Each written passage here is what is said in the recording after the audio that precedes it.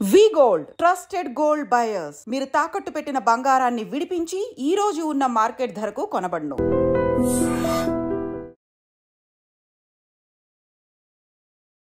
Hi hello నమస్తే welcome back to iDream media. ఈరోజు మనతో ఉన్నారు హైకోర్టు అడ్వకేట్ అలాగే ఇమిగ్రేషన్ లాయర్ అయిన పృథ్వీ గారు. ముఖ్యంగా H1Bలో I-140 రూల్ అనే దాని గురించి తెలుసుకుందాం. ఇది ఎవరికి వర్తిస్తుంది, ఎవరు దీంతో యూటిలైజ్ చేసుకోవాల్సి ఉంటుంది అనేది. Hi sir. హాయ్ సార్, H1Bలో I-140 రూల్ ఇది ఎవరి కోసం క్రియేట్ చేయడం జరిగింది? ఈ రూల్తో ఎటువంటి పనులు అవుతాయి? ఈ రూల్ ఎవరు తెలుసుకోవాలి? ముఖ్యంగా I-140 ఈ అప్లికేషన్ ఏదైతే ఉందో ఇప్పుడు మనం ఇంట్రడ్యూస్ చేసేటప్పుడు గవర్నమెంట్కి మన లేబర్ రెగ్యులేషన్స్ ఇంట్రడ్యూస్ చేసేటప్పుడు ఎంప్లాయర్కి ఎంప్లాయీ రిలేషన్షిప్ అంటే ఇట్స్ లైక్ రికమెండేషన్ లెటర్ అని చెప్పచ్చు, రెఫరెన్స్ లెటర్ అని చెప్పచ్చు. ఎంప్లాయర్ ఇతని ఎంప్లాయీ నా దగ్గరే పనిచేస్తున్నాడు అని చెప్పేసి కొన్ని డాక్యుమెంటేషన్స్ తను ఓత్ తోటి ఇచ్చేటువంటి డాక్యుమెంటేషన్ I-140. దీనివల్ల ఏంటంటే ఈ సెక్టర్లో వాడు గవర్నమెంట్కి ఇచ్చేటువంటి సెక్యూరిటీ రీజన్స్ అయినా కావచ్చు, గవర్నమెంట్కి ఇచ్చేటువంటి ట్రంప్ ఎక్కువ రెగ్యులర్గా చెప్తుంది security threat from the foreigners అని చెప్పి, లేకపోతే ఎలియన్స్ అని చెప్పేసి వాళ్ళ ఎంప్లాయర్ అనే అతను నాకు ఈ క్యాండిడేట్ నా దగ్గర నాళ్ళ నుంచి పనిచేస్తున్నాడు, నాకు ఇతనికి నేను రికమెండ్ చేస్తున్నాను అని చెప్పేటువంటి ఒక డాక్యుమెంటే మనం ఇప్పుడు మాట్లాడుకుంటుంది. అండ్ ఆ డాక్యుమెంటేషన్ ఇచ్చేటప్పుడు employer will take all కాషియస్నెస్ about the employee. ఎవరికైతే రికమెండ్ చేస్తున్నాడో అతని యొక్క వర్క్ ప్రోగ్రెస్ ఎట్లా చేశాడు, తన దగ్గర వర్క్ చేసేటప్పుడు ఎట్లా చేశాడు, లేకపోతే తన కెరియర్లో నేను ఎందుకు రికమెండ్ చేస్తున్నాను ఇతన్ని, why I'm specifically recommending this candidate for that green card కానీ H1B వీసాకి కానీ ఎందుకు నేను రికమెండ్ చేస్తున్నాను అని చెప్పి ఎక్స్ప్రెషన్ అని చెప్పచ్చు. జనరల్గా ఇక్కడ ఏమవుద్దంటే ఎంప్లాయర్ రికమెండ్ చేసేటప్పుడు ఎంప్లాయీ యొక్క పెర్ఫార్మెన్స్ రేషియోస్ బట్టి దాన్ని డిపెండ్ అయి ఉంటుంది. ఇప్పుడు ఏ కంపెనీ అయినా సరే రికమెండ్ చేస్తుంది అనేసరికి ద బెస్ట్ పెర్ఫార్మర్ అండ్ ఇతను ఈ ఎంప్లాయీ నాకు ఖచ్చితంగా కంటిన్యూటీ ఆఫ్ జాబ్ నాకు చాలా అవసరం. ఇతని వల్ల నేను నా బిజినెస్ కానీ నా యొక్క సాఫ్ట్వేర్ ప్రోగ్రామ్ కానీ నా యొక్క ప్రాజెక్ట్ కానీ చేసేటప్పుడు నేను ఇతను లేకపోతే నాకు కష్టం అని చెప్పేటువంటి ఒక రికమెండేషన్ కింద మనం దీన్ని తీసుకోవచ్చు. అండ్ ఆల్సో ఈ డాక్యుమెంట్ అనేది లేబర్ డిపార్ట్మెంట్ కూడా పంపిస్తారు. దీంట్లో లేబర్ డిపార్ట్మెంట్లో ఎంప్లాయర్స్ ఎంతమందిని నువ్వు రికమెండ్ చేస్తున్నావు అని పేపర్స్ ఏదో ఒక స్టేట్మెంట్స్ ఉంటాయి. దాంట్లో నేను పలానా ABCD అని అతన్ని మీరు రికమెండ్ చేస్తున్నాను అని చెప్పేసి వీళ్ళకి మీరు అప్రూవల్ ఇవ్వచ్చు. మీరు లాట్కి పంపించేటప్పుడు నేను వీళ్ళకి ఐఎమ్ రిఫరింగ్ దీస్ పీపుల్ అనేసరికి లేబర్ డిపార్ట్మెంట్లో వాళ్ళ పేర్లు రిజిస్టర్ అవుతాయి. రిజిస్టర్ అయిన తర్వాత ఇది ఎప్పుడున్నా సరే అక్కడ యూఎస్లో ఎన్నాళ్ళు వర్క్ చేసినా సరే ఈ 140 ఎవరు ఇచ్చారు, I-140 ఎవరు ఇచ్చారు అంటే పలానా మైక్రోసాఫ్ట్ ఇచ్చిందో, పలానా ఏదో ఒక సత్యం వాడు ఇచ్చాడో, లేకపోతే వాట్ వి కాల్డ్ ఈ సాఫ్ట్వేర్ కంపెనీ ఇచ్చిందో, లేకపోతే అండ్ ఆల్సో సైన్స్ ఈ మెడికల్ కంపెనీస్ ఇచ్చినాయో, ఫార్మా కంపెనీస్ ఇచ్చినాయో అనేది ఫస్ట్ ఎప్పుడు రిజిస్టర్ అవుతుంది. ఒకవేళ ఏదైనా సెక్యూరిటీ థ్రెట్స్ వస్తే, ఆ ఎంప్లాయీ వల్ల ఏదైనా సెక్యూరిటీ థ్రెట్ వస్తే కనుక ఇన్వెస్టిగేషన్ చేసేది ఎంప్లాయర్ మీద చేస్తారు. గవర్నమెంట్ డాక్యుమెంట్ అది. And security and defence modules అని చెప్పేసి ఇప్పుడు ఎక్కువ దాని గురించి చెప్తున్నారు. అంటే ఈ వచ్చినటువంటి ఫారినర్ కానీ లేకపోతే ఈ ఇమిగ్రెంట్ కానీ ఇతని గురించి మీరు చెప్పేటప్పుడు యూ నో హిమ్ పర్సనల్లీ అంటే verified all the documents pertaining to that employee. అతను అన్నీ నేను వెరిఫై చేస్తాను, నా దగ్గర ఉన్న వాళ్ళు చాలా బ్రహ్మాండంగా చేశాడు, ఇతని ఈ బ్యాక్గ్రౌండ్ నాకు ఇచ్చినటువంటి బయోడేటాస్ ఇవి అనే ప్రూఫ్స్ తోటి ఆ డాక్యుమెంట్స్ వేస్తారు. కాబట్టి వన్ వే ఆర్ అదర్ అతను ఎంప్లాయీకి సంబంధించినటువంటి ఒక రకమైనటువంటి ఫోర్కాస్టింగ్ అతను గవర్నమెంట్కి ఇస్తున్నాడు. It's government document. దానికి ఏదైనా మిస్ఫైర్ అయ్యి లేకపోతే ఇన్ఫర్మేషన్ పాయింట్ అతను ఇన్ఫర్మేషన్స్ తప్పు ఇచ్చాడు అని తేలితే కనుక ఎంప్లాయర్ ఏదైతే ఉన్నారో ఆ కంపెనీ మీద ఒక నిఘా పెట్టడం అనేది, లేకపోతే దాని మీద ఫర్దర్ యాక్షన్ తీసుకుంటాం అనేది జరుగుతుంది. అందుకని ఎంప్లాయర్ ఇచ్చేటప్పుడు చాలా కాషియస్గా ఇస్తాడు.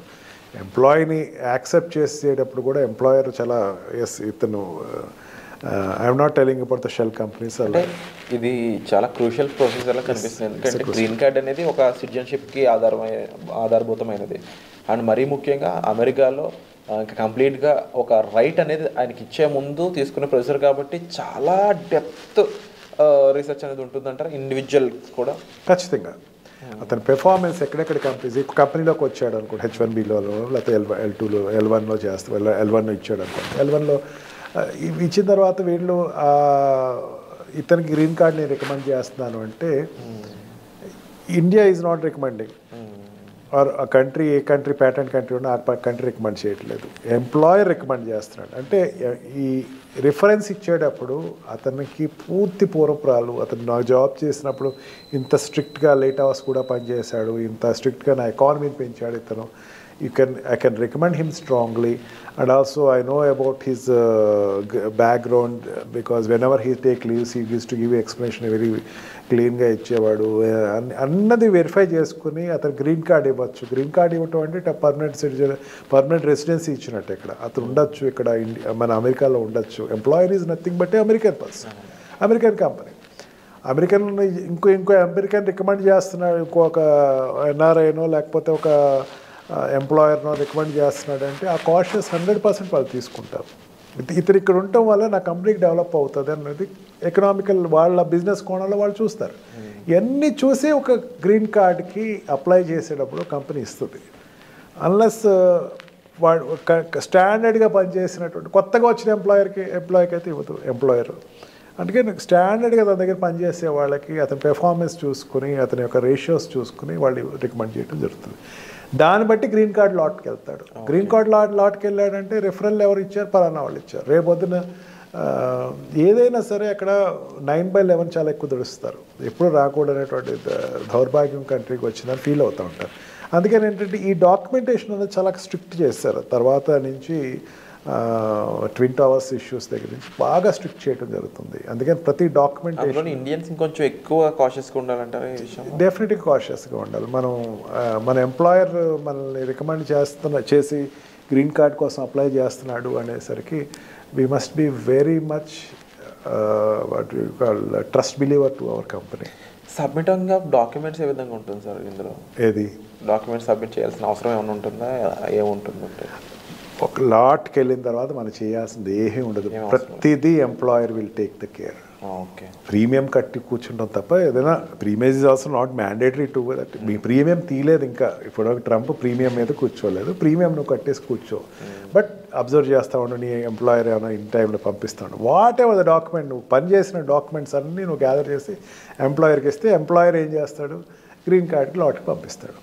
ఒక్కసారి నువ్వు లాట్కి నీ తరపున వాడు వెళ్ళిందంటే పూర్తి రెస్పాన్సిబిలిటీ ఎంప్లాయర్ తీసుకుంటాడని చెప్పచ్చు. మోస్ట్లీ ఎంప్లాయర్ ఎక్కువ చాలా మేజర్ రోల్ అది. తర్వాత వాడు అకౌంటెంట్కి, వాళ్ళ చార్ట్ అకౌంటెంట్స్కి అండ్ ఆల్సో లా అడ్వకేట్ని డిప్లాయ్ చేసుకుంటారు.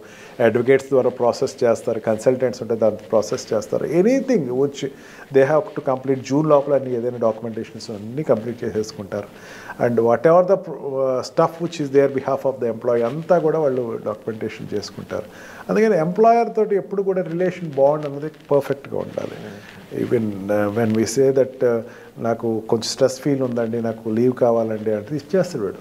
ఇండియాలో లాగా లేదు నువ్వు ఇది వర్క్ కంప్లీట్ చేసేసి వెళ్ళాను, ఆడే చెప్తాడు నాకు స్ట్రెస్ ఉంది సార్, కొంచెం పీర్ ప్రెషర్ ఉందంటే ఒక 1 వీక్ లీవ్ తీసుకున్నా, గో అవుట్ సైడ్ 1 మంత్ తీసుకో, అది ఇండియాకి వెళ్ళిరా ఒకసారి, కొంచెం రిలాక్స్ అయ్యిరా.